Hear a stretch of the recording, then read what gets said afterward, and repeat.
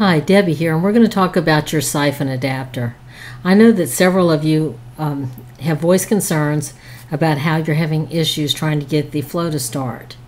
And I want to talk to you about how to set it up. See right here, you can see my number on it, 5. You can see that it's actually in the center. This is fresh out of the box. I'm going to show you the parts of it. We have the collar, and I know that I've seen some people say that they don't do it tight so air can get in it, but just remember you want to have it hand tight down. You'll notice that there is a little air spot around here, and that's where it sucks in enough air to keep the siphon going. You take out the ball joint. See, there's a little siphon. The little crosses here allow for you to have the siphon. So the first thing I want you to notice is to take the nozzle out of the ball joint, and I'm going to make sure that I show you the up and the down side of the ball joint. On the up side, which is where you screw into, you'll notice that the metal threads are actually recessed in. On the bottom side, you'll see that the metal comes all the way to the end. So it's very, very important so that you can see that this is the top. And then again, the nozzle screws in. We're not going to put it in because we're going to talk about straws. So these are the 4 components that make up your siphon tip: the adapter itself, the collar, the ball joint, and the nozzle. Now, in order to get it to work, and I'm going to show you how to use the well in this particular video, but we have to use a straw, and I want you to know that you're not alone. These things are very tight for some reason, and you can actually put them in the freezer for a little bit to constrict them, or put them in the heat.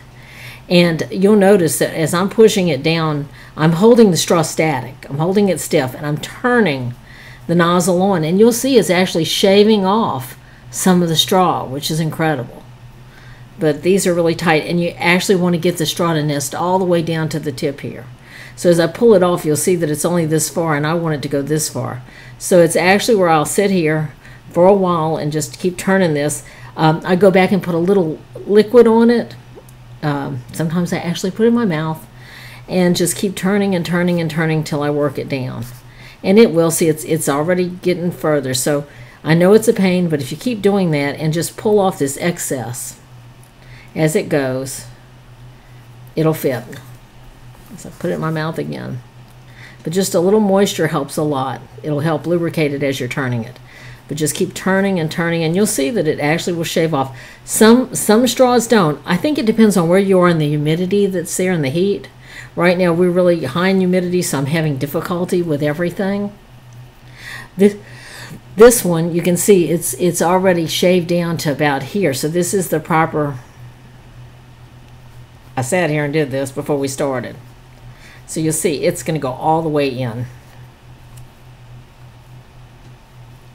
And again, I'm holding the straw static, and I'm just pushing against the tubing. Okay, once I have it in, I'm going to take my ball joint. I'm going to make sure that I have the right side up. That's the one that has the recessed metal threads. And I'm just going to start it. Now, I'm going to tell you something funny too. I'm not going to screw it all the way down. I'm going to leave it so that about that much is showing. I'm going to hold my nozzle up, straight up. I'm going to drop this in. I'm going to try very hard to get it precisely in the center as it is right now. Then I'll take my top. If I do like this and shake it a little bit, it usually goes right to center, and screw it on. Now that I've got this and I've got the straw in, I'm going to take my eBrush, and again you turn the trigger away from you, push in and turn. And look at that. Look how high up that nozzle is. Now that's never going to work, and I know it. So I'm going to just turn it a little bit further down. Make my adjustment. And usually right about there. I'm going to make sure this is nice and tight. Just to show you, sorry I didn't mean to bounce you. The nozzle itself is going to be well in the airflow. In fact, I think it probably will come up a little bit. So that's about what I'm aiming for. And I've got my straw in. Now I told you I'm going to use the little well attachment. And I find that a lot of people are very insecure about using this. Do not pop it in the hole. It does not pop in. If you do, you're going to strip your threads. You're going to take it and you just start to turn it. Push it in just gently and start to turn it. And you'll find it catches in the threads. Now you don't want to go all the way in. You can stop if you want, stop here. That's fine. You want your straw. You'll see your straws in there. It's gonna siphon. I can go one more time if you'd like. I'm not gonna go too far because I don't want to overdo it, but just in there. So now I'm set up. By the way, your eBrush has a great little holder. This little part here that you can actually just put your brush like that and it'll hold it for you. Now what I'm going to do is I'm going to use some of the multi-surface craft acrylic, and I've got you aimed down really close so that you can see me start it. When I'm using the craft acrylic, now you can use airbrush thinner. I have found, and this is going to sound really weird, but plain old Windex, and it doesn't seem to tint the color, works fine. So I'm going to take a squeeze. I've got pipettes here. I've got a little pipette filled with Windex, which that's too much. Probably about like that. I'm not going to use all of that. I've just got it in my pipette. I've got my jar over here. I'm going to take my, in fact, let me take just a regular standard jar and mix it for thinness so that you can see. That way I'll have some left over for later. So I take just one of my airbrush jars. I'm opening it up.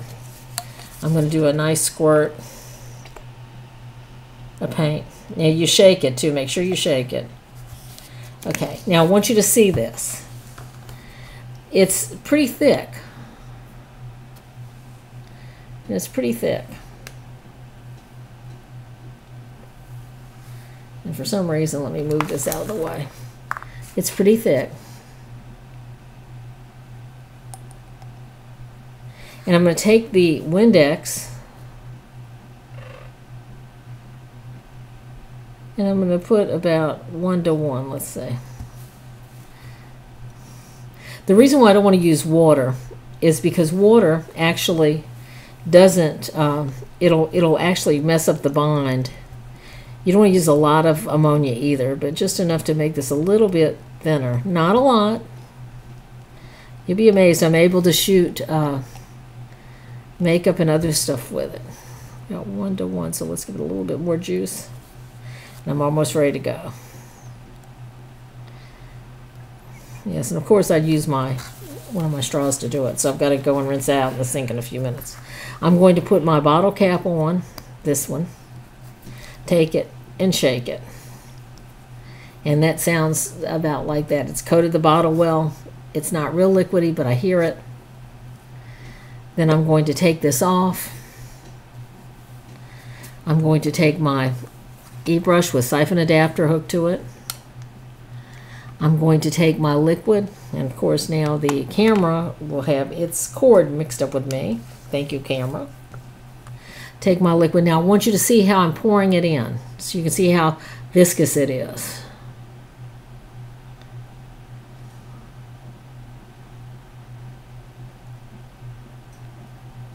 I don't know if you can see.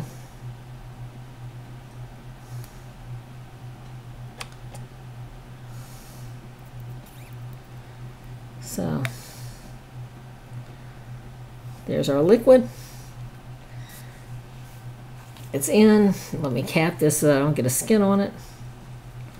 And can you see?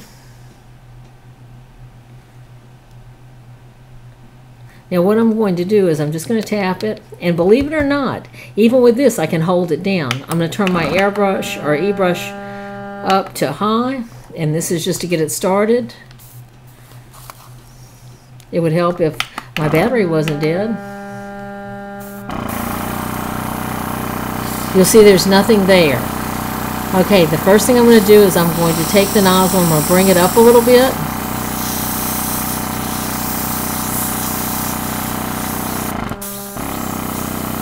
I need to find my cord. And what I like to do too is I like to make sure that sometimes I'll blow air back into it to make sure, there it is. See where the nozzle is? And I'll work it back down a little bit. And there we go.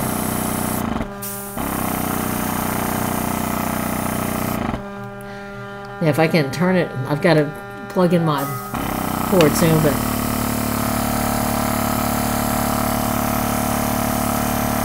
can you see?